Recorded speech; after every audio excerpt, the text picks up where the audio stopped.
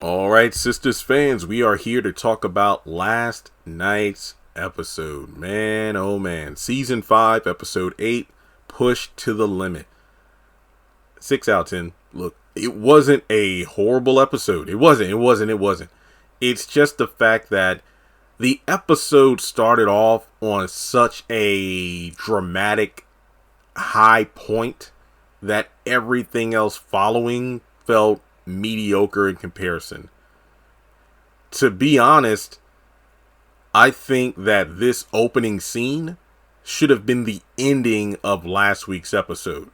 You know, like they could have trimmed out some of the fat from last week's episode in order to wait, wasn't last week the whole nonsense with Q's people over there ransacking the apartment? Yeah, you could have cut all that crap out. I think even the Andy and Gary scene could have been reduced, because what did it really boil down to? Because yeah, I feel like if last week's episode was, trimmed away in some places, this scene would have been the perfect cliffhanger, but I know it's a bit divisive. It's like I said before, because I know Kev on stage said this, and it's been ringing true for me for the past few weeks, especially with the Zatima followers, if you will, coming after me in certain, situations where I've posted things they don't like about a character.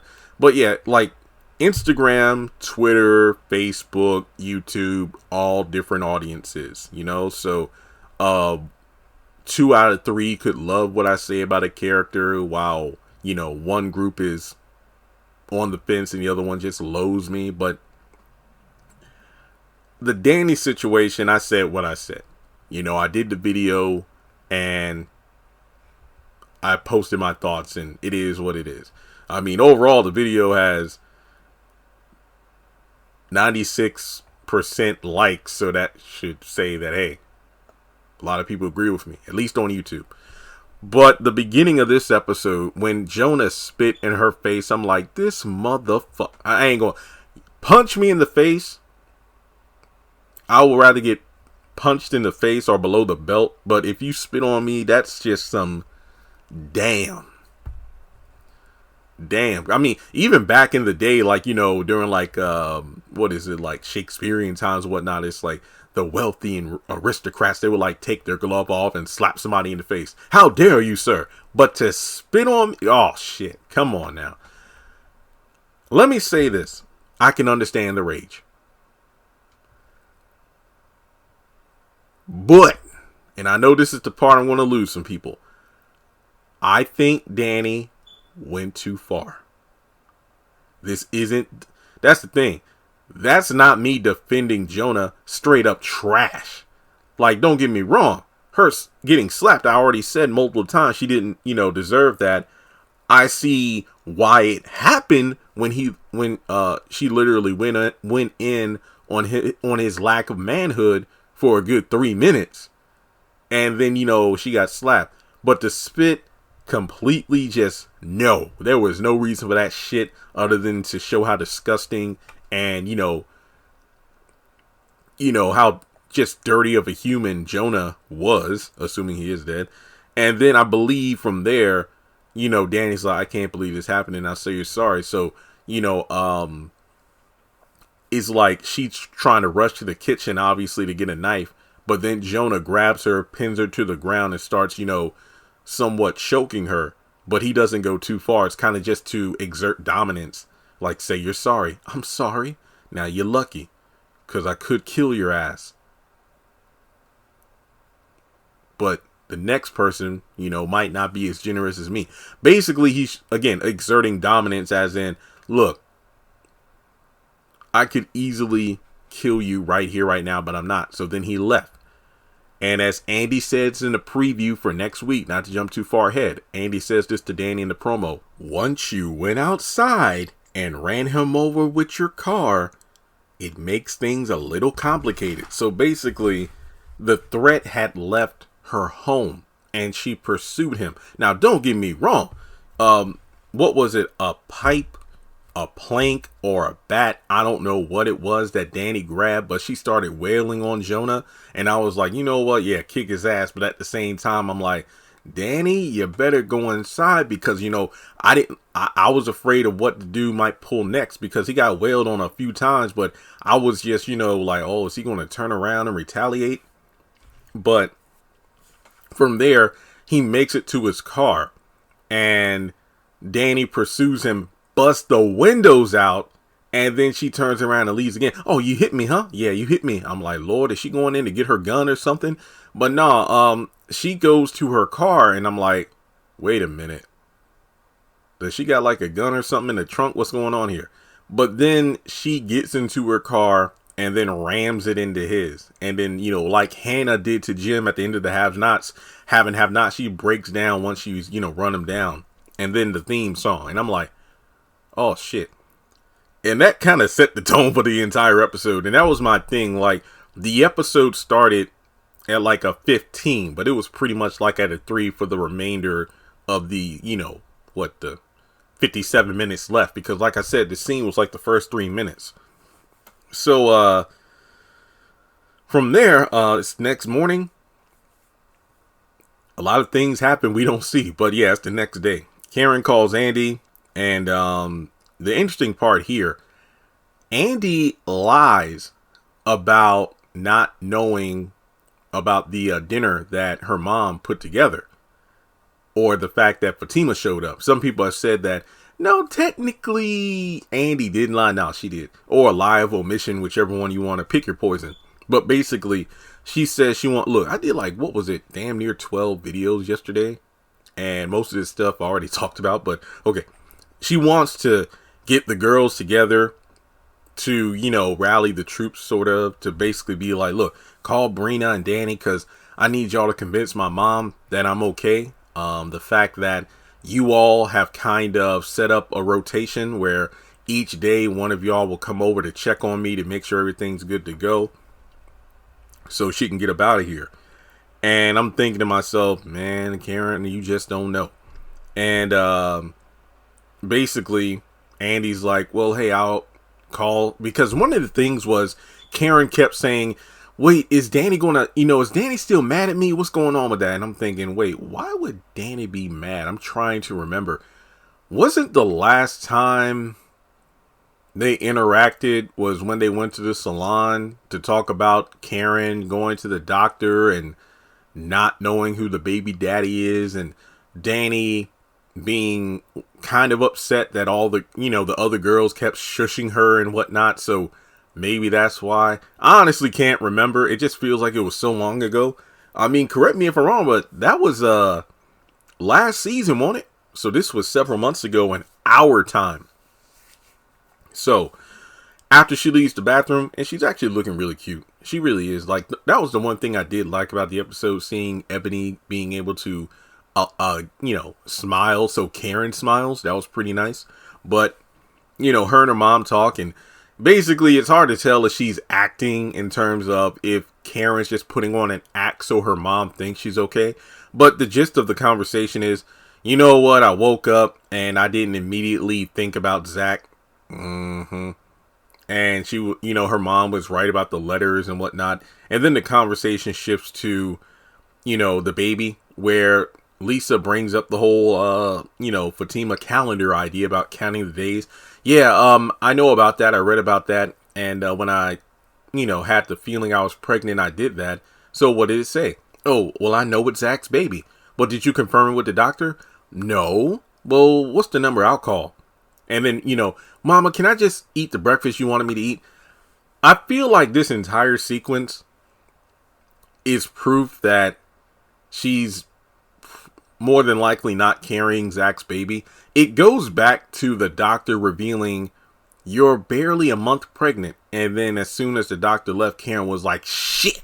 So I feel like she knows it's not Zach's baby, but she's constantly pushing that narrative. Because there's that scenario, or on the flip side, hearing what the doctor said lines up perfectly with Aaron's timeline, which confirms it could be his or Zach's. Not a definite answer. Like there's not this person is definitely the father without the use of a DNA test. So That's what I'm thinking right now. And the fact that she knows Zach has there's more of a chance Aaron or somebody else is the father aside from Zach, and Karen is just, sticking to the idea of Karen being the father. So from there, Gary's in bed with Andy's getting ready to go to work. Gary's in bed. I said what I said. I'm like, leave when I leave out of a penthouse I bought, but it is in her name, so there's that. Gary even said that. It's like, wow, you want me to leave a penthouse I bought? What? And this scene I didn't care for. It's Andy and Gary. What do you expect?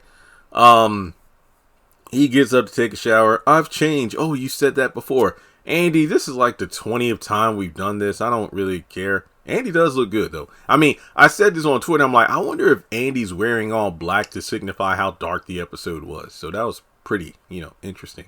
But in any case, moving on. We see Gary going to take a shower, and from there, Andy calls Judge Ross, leaves a voicemail about Sabrina. She calls Danny, leaves a voicemail about, hey, I'm trying to work on the Sabrina stuff. I'll let you know as soon as I hear something. And then she looks at the paperwork that she looked at in the last episode from Gary's coat pocket. And she spends a good amount of time going through it page by page. And I'm like, Andy, you have your phone right there. Why don't you take pictures and then put it back? That way you have more than enough time to look at the stuff at work or later on when Gary's gone. So, we go over to Zach and Fatima's, and this was the first scene of the episode that had me going, yeah, this episode has a weird vibe. Like, at first I'm like, is it because the first scene was so dark? Nah, I don't know. I think the energy, the vibe in this Zatima scene was off. For me, anyway. It just felt like forced tension for no reason. I think even Zach pointed out, like, what happened when you were asleep? You have last week where Fatima was in top form. I'm like, okay, now this is the Fatima I like to see. She's patient. She's understanding.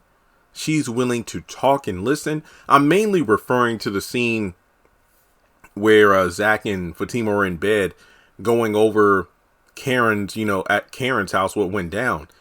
And you notice how, again, kind and nurturing Fatima was to explain to Zach why she felt the way she felt about the Karen situation and understanding how Karen felt. The weird part? It feels like Fatima has been showing more understanding to Karen's thoughts and feelings than Zach. I know that sounds weird, but that's really how I felt. Given the fact that Zach, just wanted to kind of check. I don't know the ins and outs of what he wanted to say. Then again, he kind of broke it down. I want to talk about, Karen and the fact that, I thought about, everything she said. And I just want you to know that I'm not that dude anymore, and it felt like he was reflecting on the letter and whatnot and how he's not that same guy, and he wants, Fatima to be comfortable and whatnot, as opposed to fearful that she's going to be, done dirty the same way Zach did with Karen or even Ian did with her. But Fatima, it just felt like, I don't know, from dissing his breakfast, which to be honest, I will admit, porridge or whatever. Is this Goldilocks and his Three Bears? In Zatima, Zach made a full-on breakfast. That same morning they went jogging and ran into Ian. So I don't know what the porridge is about. But essentially, the gist of it is, I prayed and meditated and I don't want to talk about it. And it's like, okay, it's like Zach said, it's like, can we not start with an attitude? So yeah, it just felt weird. The vibe felt off in this scene, to me anyway. So moving forward, Zach just wants to take her on a date that night to ask her a question, to propose. Honestly, I don't feel like we build up to it. There's a lot of shit going on right now. I don't think now's the right time, because I feel like there are two big obstacles that's going to stand in the way. In the promo, we know Heather's going to, encounter Fatima at the law firm. knowing it's about child support. And the other half is, I'm pretty sure Aaron and Karen will be at the same restaurant. I will talk about that in a separate video. Okay, we go over to the law firm. Hayden's talking with Melinda, I believe the lady at the front desk. Robin comes in and, kind of scoops him up so they can go to his office and talk. He confronts him about the CIA. He has a contact there and was able to track the VIP address to Hayden. And he basically explains, well, I did it because, I thought I didn't want you to get caught up. And, this is basically Robin kind of, dangling Hayden's job over the fire. But basically he's like, oh, you ain't gonna let me go. I brought in 34% of the revenue last year. Well, even so. And it was 12% before that. Well, hey, that was before. So basically he's explaining his worth to the company. And I mean, Robin straight up says that was strike 3, but it's like, but I thought it was strike 3 and you're out, as opposed to strike 3 and we'll just see what happens from here.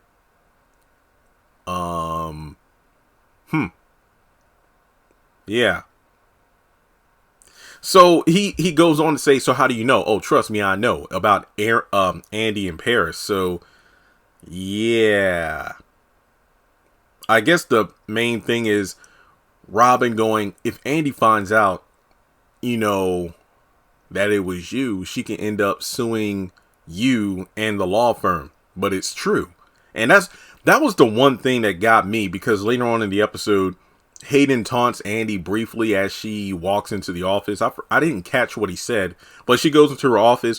Robin goes in and he tries to talk to her, but she's quickly dismissive. And, before he can even say anything, it's pretty much, sir, is it about work? Then I don't think we need to talk about it. And he just leaves. And I was like, okay, this is just petty as hell, because if the paperwork and whatnot that Andy was reading from Gary's, pocket was indeed the contracts to ruin Robin financially and take over the company, shouldn't she tell him about that? I don't know. And also, could that contract be the reason Andy is so,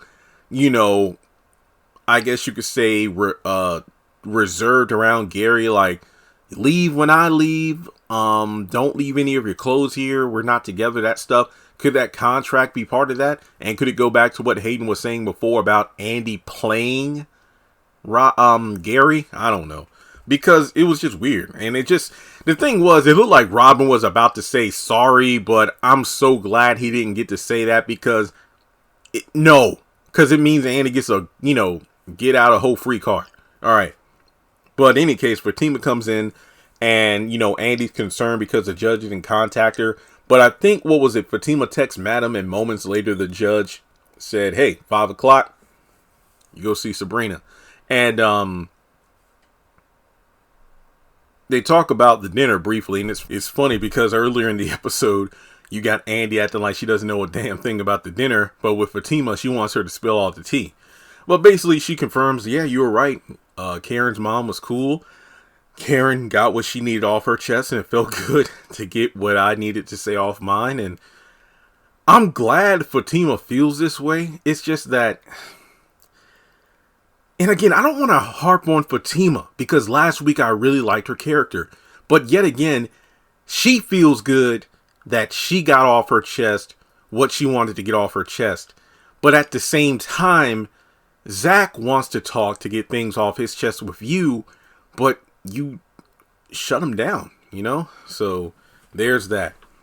All right. So from there, the 5 o'clock meeting to see Madam. And what was it, like a disposition or something that needs to be done, as soon as possible, so she can make sure she can go see Sabrina. Fatima's like, hey, don't worry, girl, I got your back. Let me go ahead and get that, started. And strangely enough, because somebody pointed this out, I noticed it too, but I didn't tweet it. Andy just gets up and goes to go see Karen. And I'm like, didn't you just walk into work and now you're just leaving to go to the salon? Huh? Okay. Well, in any case, she gets to the salon. Oh yeah, Hayden calls Gary about the whole Robin threatening to fire him because he found out about the email via CIA connections. And Gary just basically tells him watch his back. That's pretty much it. All right, so Lisa and Karen show up at the salon. So it looks like Lisa was the one to carry Karen down there, as opposed to, let's say, Andy stopping by the house to get her. Pam looks really good in this episode. So, she's just there to check everything out. And why Karen's acting like a teenage, a child this entire episode. Oh, she's not staying, it's for like 30 minutes. Mama! And it's like, I don't know. This was weird. All right, well, in any case, when Miss Lisa, kind of walks to the side, we find out later she was on the phone with a couple of people. One being that the VA wants her to come back, and two, she called Aaron, or the accountant, and he's willing to help out, or he wants to help out with taking care of Karen. Now, while Miss Lisa's off to the side, Karen's begging with Pam, and then when Andy shows up, pleading with her to, convince Miss Lisa that she doesn't need her around, and they're pretty much saying the same thing. Number one, she ain't gonna listen to us. Number two, you should be ashamed of yourself trying to get rid of your mama. And we get a little bit of lore. Apparently, Andy's mom is just like Miss Lisa. Too bad we've never seen her. Hopefully we will in the future. But in any case, Miss Lisa comes back and says, with, all your girls and, the accountant willing to help out, you're in good hands. So I really don't need to be around. But make sure that she doesn't stay now. Make sure that she, stays on bed rest because it was doctor's orders. So Miss Lisa bounces, which I did not like. And I said this before. Miss Lisa has only been around for give or take 36 hours within the show. She showed up the night or evening that Karen was in the hospital. Then the following day was when she told Karen about the letters and the dinner, and she called the guys and got them together. And that was like over the span of 3 to 5 episodes. And now it's the following morning and she's leaving. She's barely been there a day and a half. And she's gone. I would have at least hoped Miss Lisa would have stayed until the doctor said Karen's good to go. She's clear. She doesn't need to be on bed rest anymore. But for her to just have that dinner, Karen says, "Oh, I'm fine, Mama." And says, "Oh, well, you got your girls and everything." It's like Miss Lisa. Sabrina is behind bars. Danny's probably going there next. Andy has a lot on her plate to deal with. Aaron is probably going to drive Karen up the walls crazy. And also, like you said last week or last night, technically within the show's continuity, that you felt something was off about the accountant, that he was too good to be true, that he must be hiding something, yet you go out of your way to call him to see if he will help out with taking care of Karen. Are we serious? Keep in mind, Miss Lisa didn't call Zach for a couple of good reasons. Well aware he's moved on, and I don't even think she suspects that it's his baby. Keep that in mind. But yeah, Miss Lisa leaves, and I hate that. And I love the funny moment when she leaves, and Karen was like, "Well, I'm going to stay," and then Annie's like, "I got your mama on speed dial. Fine, just take me home then." Which was pretty funny because next time Karen tries to pop up at Zach's house, all Zach got to do is like, "Look, I got your mama on speed dial right here," which he does because remember, she called his phone a couple times. So there we go. All right. Then the final scene, Danny shows up at the law firm in glasses, talking with Belinda at the front desk, asking for Andy. She's out and she asks for Fatima. And I like how Fatima's kind of like, wait, why does she want to talk to me? And did you tell her Andy's not here? Well, I did. And then she asked for you. Okay, so I like that. Fatima's kind of keeping her, space because, well, number one, she don't want to be involved in that Sistas drama. And number two, given that last night was the dinner at Karen's, it's just one of those things where she's being, reasonably cautious about getting involved with one of them sisters because, you just never know. So she goes down there, see that Danny's a wreck, brings her to Andy's office. And luckily, when she steps outside to make the call, Andy shows up right then and there. And she goes inside, sees Danny is a mess, and she reveals that she needs a lawyer because she killed Jonah. And that's the end of the episode. So like I said, really dragged on in some places, but I'd recommend just watching the first scene. I mean, you could watch the first scene and maybe the last 5 minutes. I can't believe I'm saying this, but watch the Danny scenes, and that's pretty much all you need to know. That's pretty much it. So let me know your thoughts in the comment section below. Hard to believe that we got 3 episodes left. 9, 10, and the mid-season finale. But hey, that's all she wrote. So thanks so much for tuning in, like and subscribe, and I'll catch you in the next video.